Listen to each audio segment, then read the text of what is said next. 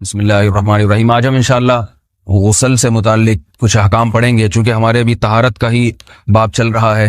غسل کب فرض ہوتا ہے اور غسل کا طریقہ کیا ہے؟ رسول اللہ صلی اللہ علیہ وسلم نے فرمایا ان اللہ لا یستحی من الحق، اللہ تعالی حق بات کو بیان کرنے سے حیا نہیں کرتے۔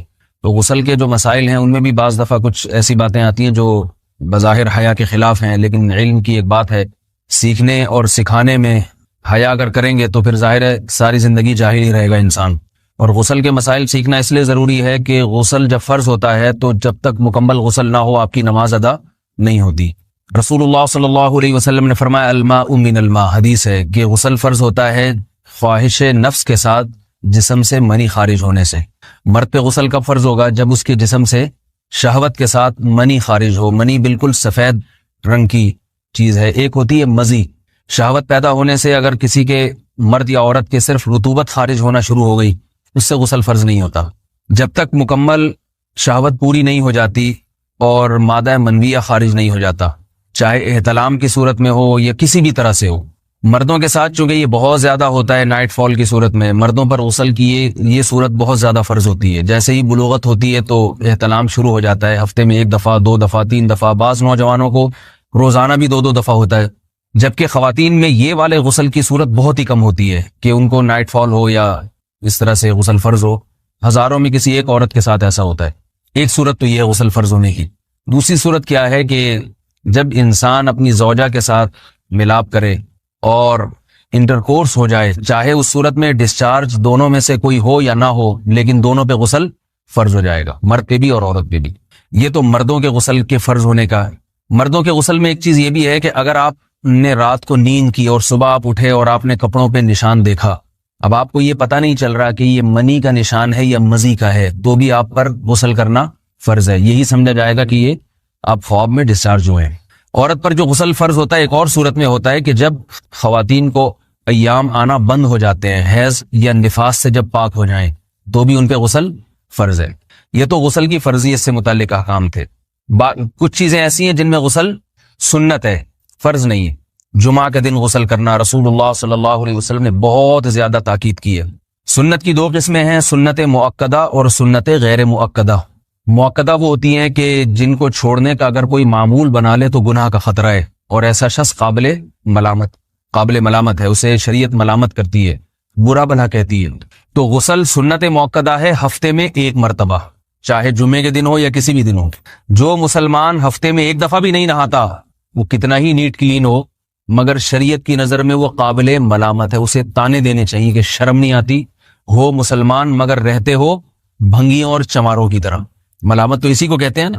اس کی دلیل رسول اللہ صلی اللہ علیہ وسلم نے فرمایا، صحیح حدیث ہے، حق علی کل مسلم ان یغتسل کل اسبوع مرۃ، کہ ہر مسلمان پر لازم ہے کہ وہ ہفتے میں کم از کم 1 مرتبہ غسل کرے۔ ہر مسلمان پر لازم ہے، چاہے اس پہ غسل فرض نہ بھی ہو۔ اور کس دن بہتر ہے؟ جمعہ کے دن۔ نبی صلی اللہ علیہ وسلم نے حکم دیا ہے کہ جمعے کے دن غسل کیا جائے۔ امام احمد ابن حنبل کا مذہب یہ ہے کہ جمعے کے دن غسل کرنا واجب ہے، صرف سنت نہیں ہے بلکہ واجب ہے، لیکن جمہور کا مذہب یہ ہے کہ سنت عمل ہے۔ غیر مسلم جب اسلام قبول کرتا ہے تو اس وقت بھی اس کے لیے غسل کرنا سنت ہے۔ جب ہم مردے کو نہلاتے ہیں تو جو مردے کو نہلائے اس کے لیے بھی خود غسل کرنا افضل ہے، سنت عمل ہے۔ عید کے دن غسل کرنا سنت عمل ہے۔ تو یہ وہ تمام مواقع ہیں جن میں غسل کرنا رسول اللہ صلی اللہ علیہ وسلم کی سنت ہے۔ غسل کا طریقہ کیا ہے؟ غسل میں 3 چیزیں فرض ہیں، منہ بھر کے قلی کرنا، ناک میں پانی ڈالنا کہ ناک کی جو نرم جگہ ہے یہ اچھی طرح تر ہو جائے، اور پورے جسم پہ 1 مرتبہ پانی بہا دینا کہ جسم میں بال کے برابر جگہ بھی خشک نہ رہے۔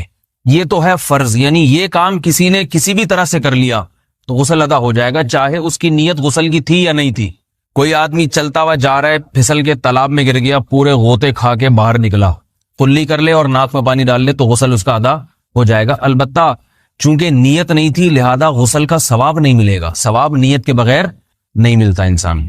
دلائل اس کے الگ موضوع ہے کہ اس کی دلیل کیا ہے کہ بغیر نیت کے بھی غسل ہو جاتا ہے، لیکن میں نے بتایا دلائل کا سیشن نہیں ہے، اس میں پھر بات لمبی ہو جائے گی۔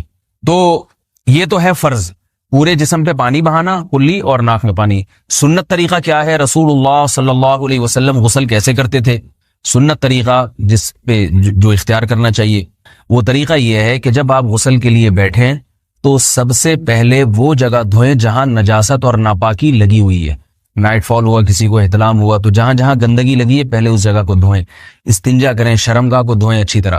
سمجھ رہے ہیں بات کو؟ اس کے بعد ہاتھ دھوئیں اور مکمل وضو کریں جیسے ہم عام حالات میں وضو کرتے ہیں. مکمل وضو کرنے کے بعد دائیں کندھے پہ پانی ڈالا, لیفٹ سائڈ پہ پانی ڈالا. پہلے زمانے میں تو چلو سے غسل ہوتا تھا, ہاتھ دھو لیے تو اب چلو سے پانی لے کے یہاں ڈالا جا رہا ہے, چلو سے پانی لے کے یہاں ڈالا جا رہا ہے, پورے جسم پہ ملا جا رہا ہے, اور چلو سے پانی لے کے 3 دفعہ سر پہ ڈالا جا رہا ہے. تو آج کل چلو الو تو ہے نہیں, شاور کے نیچے جا کے کھڑے ہو جاتے ہیں. تو اس میں یہ کہ شاور کھولے اس میں کھڑے ہو جائیں, سارے چلو اس میں خود بخود ہی ہو جائیں گے, پورے جسم پہ پانی بہہ جائے گا. نبی صلی اللہ علیہ وسلم کے دور میں یہ جدید چیزیں نہیں تھیں, شیمپو اور صابن. تو آپ صلی اللہ علیہ وسلم بیری کے پتوں سے غسل کی ترغیب دیا کرتے تھے. بیری کے پتوں کو اگر پانی میں پکایا جائے تو پانی میں میل کچیل صاف کرنے کی صلاحیت بہت بڑھ جاتی ہے.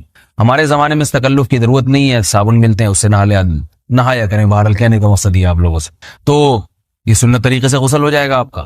سمجھ رہے ہیں بات کو؟ سب سے پہلے استنجا کیا, اس کے بعد وضو کر لیا, اس کے بعد غسل کر لیا. اگر کسی نے غسل میں وضو نہیں کیا اور ویسے ہی پورے جسم پہ پانی بہا دیا تو بھی اس کا وضو خود بخود ہو جائے گا. اس غسل سے وہ نماز پڑھ سکتا ہے, کیونکہ بعض لوگ غسل کرنے کے بعد دوبارہ وضو کر رہے ہوتے ہیں. اس کی ضرورت نہیں ہے, کیونکہ جب غسل کرتے ہیں تو وضو والے اعضاء تو خود بخود اس میں دھل جاتے ہیں. یہ ہے غسل کا طریقہ. وضو کیسے ٹوٹتا ہے؟ جن چیزوں سے غسل فرض ہوتا ہے ان چیزوں سے وضو تو بہرحال ٹوٹتا ہی ہے. اس کے علاوہ بھی وضو ٹوٹتا ہے. اس سے پچھلے لیکچر میں نے کچھ تفصیل بتائی تھی کہ نجاست جسم سے کہیں سے بھی خارج ہو جائے یا نجاست نکل کے بہہ پڑے. اگر قضاء حاجت کی جگہوں سے نجاست خارج ہوئی ہے تو نظر بھی آ جائے وضو ٹوٹ جائے گا, اور قضاء حاجت کے علاوہ جگہوں سے اگر نجاست خارج ہوئی ہے, خون وغیرہ ہے جیسے, تو جب تک نکل کے بہے گا نہیں تو اس وقت تک وضو نہیں ٹوٹے گا. سمجھ رہے ہیں بات کو؟ وضو کا طریقہ کیا ہے؟ سب سے پہلے دونوں ہاتھوں کو دھویا جائے, 3 دفعہ کلی کی جائے, مسواک کی جائے, 3 دفعہ ناک میں پانی ڈالا جائے, پھر پورے چہرے کو پیشانی, یہ جو ہے جہاں سے پیشانی ہماری شروع ہو رہی ہے اور تھوڑی کے نیچے, تھوڑی جہاں ختم ہو رہی ہے, اور ایک کان کی لو سے دوسرے کان کی لو تک 4 اعضاء ہیں وضو میں دھونا فرض ہیں. 1 چہرہ, نمبر 2 بازو, نمبر 3 سر کا مسا, چوتھا ہی سر, اور نمبر 4 پاؤں کو دھونا. اس کی دلیل قرآن مجید کی مشہور آیت ہے فَاغْسِلُوا وُجُوهَكُمْ وَأَيْدِيَكُمْ إِلَى الْمَرَافِقِ. اللہ فرماتے ہیں ایمان والو, جب نماز کا ارادہ ہو تو اپنے چہروں کو اور اپنے ہاتھوں کو دھو, سر کا مسا کرو اور پاؤں کو ٹخنوں سمیت دھو. دھونے کا حکم ہے قرآن مجید میں. البتہ سر کے بارے میں یہ نہیں ہے پورے سر کا مسا کرو, بلکہ آ رہا ہے وَامْسَحُوا بِرُؤُوسِكُمْ. با کا لفظ ہے, با آتی ہے تبعیض کے لیے کہ سر کے بعض حصے کا مسا. اب بعض حصے کا قرآن حدیث میں کہیں تذکرہ نہیں ہے, تو اس میں فقہاء کرام کے اجتہادات ہیں. امام شافعی فرماتے ہیں تھوڑا سا بھی ٹچ کر لیا سر کو ہو جائے گا. امام ابو حنیفہ فرماتے ہیں نہیں, کم از کم 1/4 کا ہونا ضروری ہے. سب کے اپنے اپنے دلائل ہیں, ان دلائل میں نہیں جاتا. فقہ حنفی کو جو فالو کرنے والے ہیں تو ان کو چاہیے کم از کم 1/4 سر کا مسا, یہ فرض ہونے کے لیے ضروری. مگر سنت کیا ہے؟ پورے سر کا مسا. نبی صلی اللہ علیہ وسلم دونوں ہاتھوں کو بھگو کے پورے سر کا مسا کرتے تھے ایسے. سمجھ رہے بات کو؟ اور مسا کے جو یہ ٹیکنیکل طریقے ہیں کہ آپ یوں پہلے انگلی بنائیں, پھر یوں لے کر جائیں, پھر یوں گھما کے لائیں, پھر یوں, یہ ٹیکنیکل طریقے حدیث سے ثابت نہیں.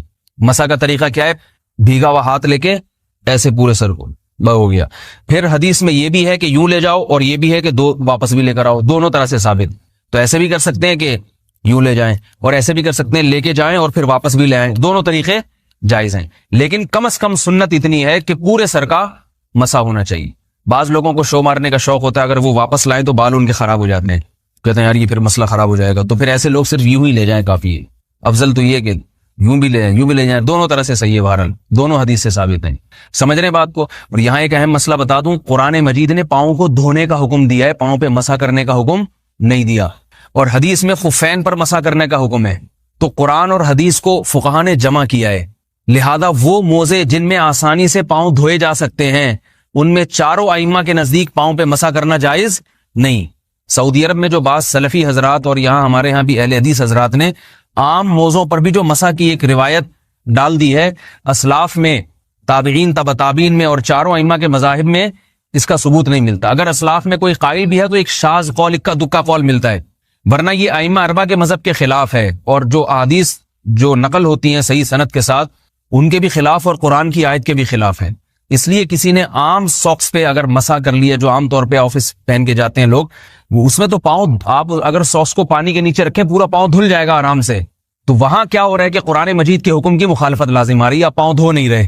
تو اس لیے ہم یہ سمجھتے ہیں کہ اس صورت میں نماز ادا نہیں ہوگی. سعودی عرب میں بعض سلفی حضرات نماز پڑھاتے ہیں، وہ ایسے ہی کرتے ہیں کہ عام ساکس پہ مسا کر کے نماز پڑھا لیتے ہیں. تو فتویٰ اسی پر ہے کہ ان کی اگر کسی کو یقین ہے کہ اس نے عام ساکس پہ مسا کر کے نماز پڑھائی ہے تو اس کے پیچھے نماز ادا نہیں ہوگی، کیونکہ قرآن کے مطابق اس کا وضو ہوا ہی نہیں ہے. صدیوں تک کوئی بھی اس قول کا قائل نہیں رہا ہے کہ عام ساکس پہ بھی مسا ہو جاتا ہے. یہ ابن تیمیہ رحمہ اللہ تعالیٰ 7ویں صدی میں اس کے قائل تھے، اور تابعین میں اکا دکا قول ملتے ہیں اس کے، لیکن شاذ قول ہیں، مرجوح قول ہیں جن پر امت نے فتویٰ نہیں دیا. اور اب سعودی عرب میں بعض سلفی حضرات اس کے قائل ہیں. ہمارے ہاں اہل حدیث حضرات بھی چونکہ اکثر سعودی عرب کے سلفی حضرات ہی کو فالو کرتے ہیں، تو انہوں نے بھی وہیں سے یہ فتویٰ لیا ہے. لیکن ائمہ اربعہ کے مذہب میں اور دلائل کے لحاظ سے دیکھا جائے تو یہ مذہب کمزور ہے. قرآن نے پاؤں کو دھونے کا حکم دیا، آپ دھوئیں گے پاؤں جب تک دھونا ممکن ہے. چمڑے کے موزے ہیں ان کو دھونا ممکن نہیں ہے اتارے بغیر، لہذا ان موزوں کے اوپر مسا ہو جائے گا. تو اس سے قرآن پر بھی عمل ہو جائے گا اور حدیث پر بھی عمل ہو جائے گا. اس لیے ائمہ اربعہ نے جو قرآن و حدیث کو سمجھ کے جو فیصلہ کیا ہے اس پہ چلنا ہمارے لیے زیادہ مفید ہے بنسبت آج کل کے جو علماء ہیں ان کی اپنی ذاتی آراء پر. اس لیے یہ بھی ایک وضو سے متعلق اہم مسئلہ تھا. سمجھ رہے ہیں؟ باقی تو ماشاءاللہ وضو کرنا سب کو آتا ہی ہے. اور وضو کے بعد دعا کیا ہے؟ کلمہ شہادت، اشہد ان لا الہ الا اللہ وحدہ لا شریک لہ اشہد ان محمدا عبدہ ورسولہ اللہم اجعلنی من التوابین واجعلنی من المتطہرین. اے اللہ تو مجھے بار بار توبہ کرنے والوں میں شامل کر دے اور بار بار پاکیزہ رہنے والوں میں شامل کر دے. توبہ اس لیے کہ میں نے ظاہری طہارت تو حاصل کر لی، مجھے روحانی طہارت بھی عطا کر دے. اگر میں نے گناہ کی ہوں تو مجھے ان سے بھی توبہ کی توفیق عطا فرما لے، تاکہ اس لحاظ سے بھی میرا وضو ہو جائے، اس لحاظ سے بھی میں پاک ہو جاؤں. سبحانک اللہم و بحمدک، نشہد ان لا الہ الا انت، نستغفرک و نتوب الیک.